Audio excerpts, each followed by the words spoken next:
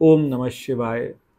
हम जब तीसरे श्लोक पर आते हैं, दूसरे श्लोक के अंदर हमने पूरी बात करी कि ना मैं प्राण हूँ, 5 तरह के प्राण, मैं प्राण नहीं हूँ, मैं 5 कोश भी नहीं हूँ, मैं 5 प्राण नहीं हूँ, 5 कोश नहीं हूँ, और उसके साथ साथ मैं अंतःकरण चतुष्टय भी नहीं हूँ, मन बुद्धि चित्त अहंकार भी नहीं हूँ। मैं शिव हूँ, चिन्मय शिव हूँ, चिदानंद शिव हूँ, आनंद रूप शिव।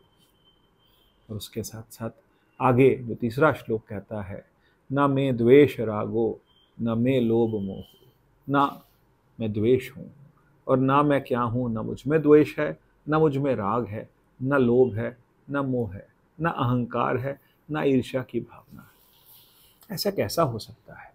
जीवन में जब हम दूसरों को देखते हैं, प्रतिस्पर्धा होती है, कोई मेरे साथ मेरे ही फील्ड में काम कर रहा हो और वो मुझसे आगे निकल जाए, तो क्या मुझे प्रतिस्पर्धा नहीं होगी? क्या मुझे द्वेष नहीं होगा?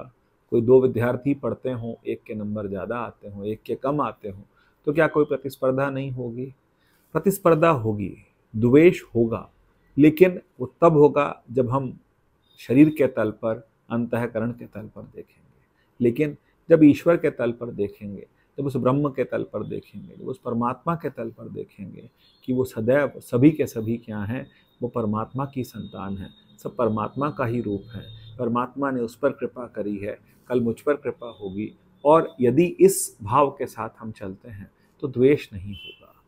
लेकिन द्वेष मनुष्य का एक, जो मनुष्य के अंदर, इस जीव के अंदर एक संस्कार पड़ा हुआ है, उसकी वजह से बार बार द्वेष आता है।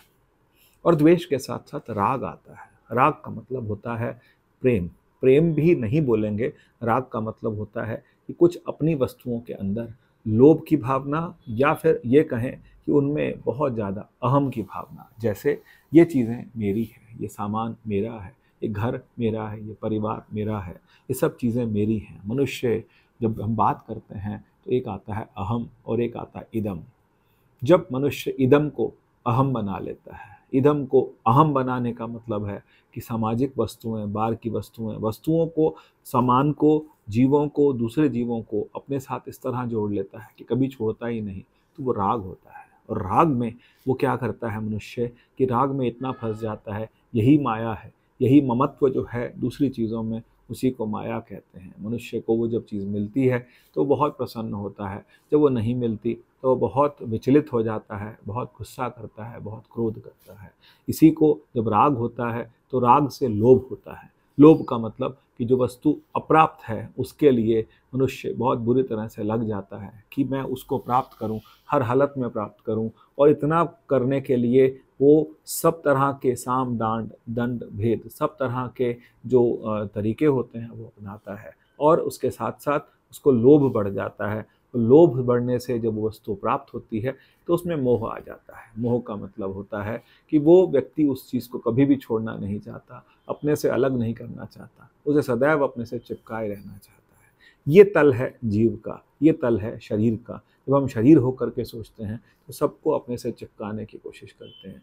लेकिन यदि हम ये मान लें, हम अपना देह अभिमान को, देह अभिमान खत्म हो जाए, देह अभिमान गलित हो जाए, देह का भान ना हो, हम देह हैं ही नहीं, देह से जुड़े हुए सब रिश्ते नाते हैं, सब लोग देह से जुड़े हुए हैं, तो फिर जब देह से जुड़ा होगा तो फिर हम उन चीज़ों को अपना नहीं मान सकते। यही सोच बदलनी है जीव को, और यही सोच बदलने में कई जीवन लग जाते हैं मनुष्य को, कि ये सोच कि सब चीज़ें ये मेरी हैं। ऐसा नहीं है, सब चीज़ें आपकी नहीं हैं, आप शरीर हैं। आप इस शरीर का उपयोग करके, उपभोग करके, इस साधन को, रामायण बहुत सुंदर कहती है, साधन धाम मोक्ष कर द्वारा। ये साधन धाम है, और क्या है? मोक्ष का द्वार है, जो शरीर है। साधन धाम मोक्ष कर द्वारा, पाई न जहीं परलोक संवारा। इसे पा करके भी जिसने अपना परलोक नहीं संवारा, परलोक का मतलब ये है परमार्थ नहीं सुधारा।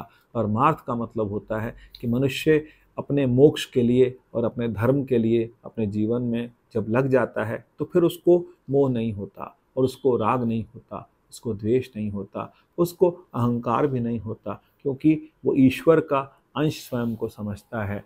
और जब ऐसा समझने लगता है तो फिर मोह अहंकार धीरे धीरे गलित होने लगते हैं। लेकिन इसके लिए चाहिए गहन साधना, गहन भक्ति, भगवान शिव की भक्ति, भगवान राम की भक्ति, उस परमात्मा की भक्ति में स्वयं को लीन कर देना। ओम नमः शिवाय।